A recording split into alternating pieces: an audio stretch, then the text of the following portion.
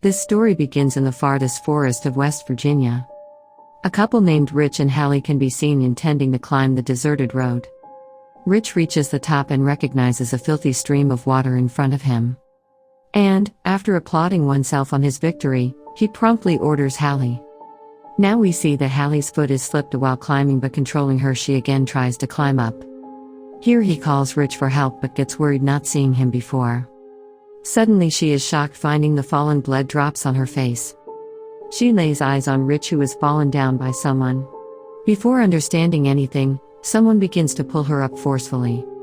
But she handles herself, cutting her rope. But losing her grip, she falls down, where she sees Rich's corpse. Seeing him, she starts crying. At the same time, some voices are heard from the mountain. Hearing them, she moves to her car in order to rescue her life. But her foot is trapped in a barbed wire and she falls. And that murderer takes her with him, dragging.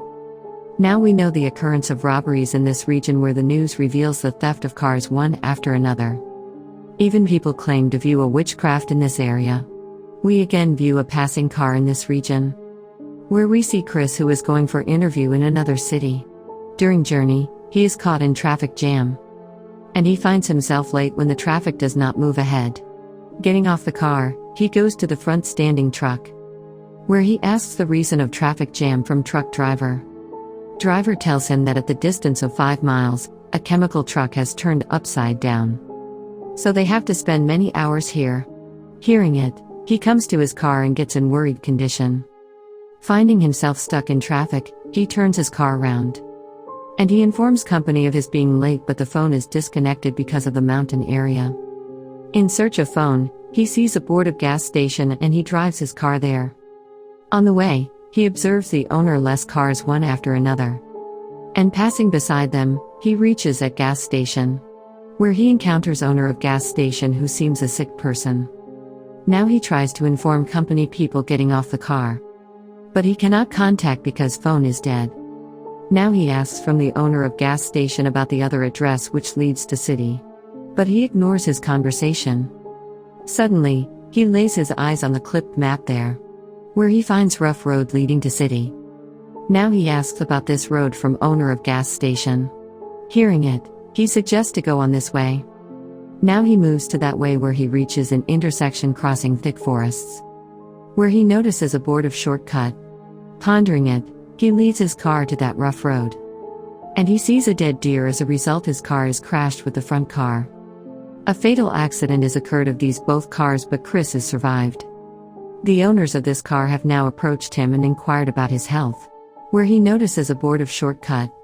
Pondering it, he leads his car to that rough road. And he sees a dead deer. As a result, his car is crashed with the front car. A fatal accident has occurred of these both cars, but Chris has survived. The owners of this car have now approached him and inquired about his health. Restoring himself, he apologizes of his mistake from them and talks to return the payment of loss on his part. Along it, he asks the reason of car stoppage in the mid of the road, where Francine reported that someone has spread the barbed wire on the road, so their car's tire has punctured.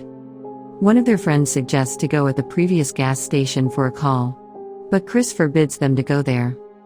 All decide to go alone, but Evan and Francine stop for taking care of the cars. Now they discover a dead mongoose on the way. It seems someone has thrown it, tearing its midst. Walking at a distance, they see the burning tires of cars, which indicate the danger. But he asks to move further. There we see Francine and Evan, who feel a movement in nearby bushes. And he goes to check, but Francine has got worried not finding him. She goes after him to search. While walking, she sees a shoe of Evan. As he goes near it, a cut ear of Evan is also seen. Looking at it, she starts crying. Then a person puts her into death, attaching. We see the remained people at the end of road. All 4 persons go for a helping hand. While walking, they discover a house and move towards it for help. Chris has gone upset noticing the number of cars. He knocks at the door for asking help. Soon they know there is no one in the house. All come inside for making a contact, where they see a dining table. It shows this house has not been cleaned for a long time. On the other side, glasses and car keys are found. Opening the refrigerator, he is left astonished. We find the different limbs in refrigerator.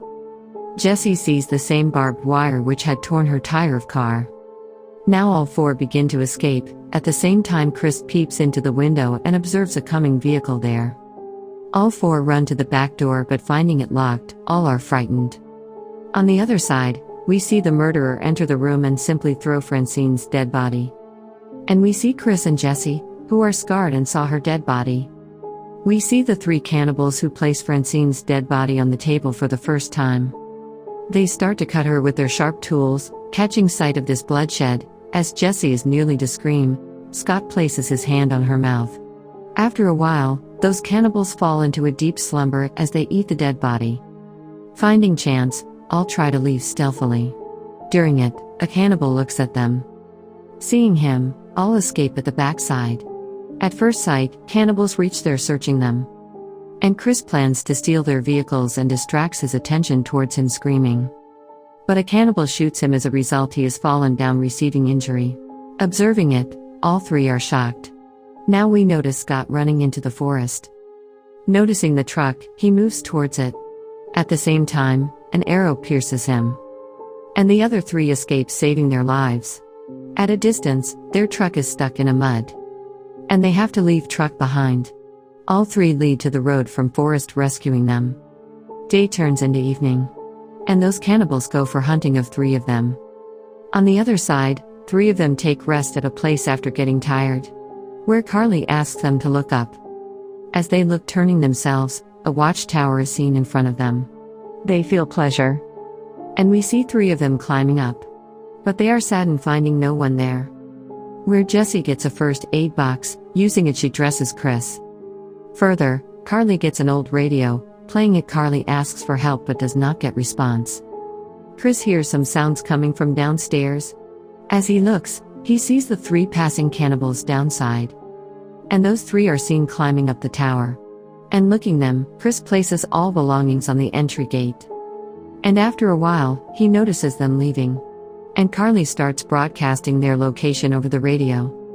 Then the cannibals damage the wire of radio and set the fire to tower. Finding herself in flames, Carly takes the kept box and breaks the window of tower for the safety of her life. Chris notices the tree downside and three of them save their life jumping on them. The three cannibals observe them and aiming to catch them, they start to climb up the tree. And seeing their arrival, three of them are seen to move from one tree to another. While crossing a tree, a cannibal reaches near Carly. Finding a chance, he cuts her into two pieces, attacking on his face. Now Chris stands up, stabilizing him. He hears a sound of vehicle and notices a police van. Running, he stops the car. As policeman steps towards him for his help, an arrow pierces his eye.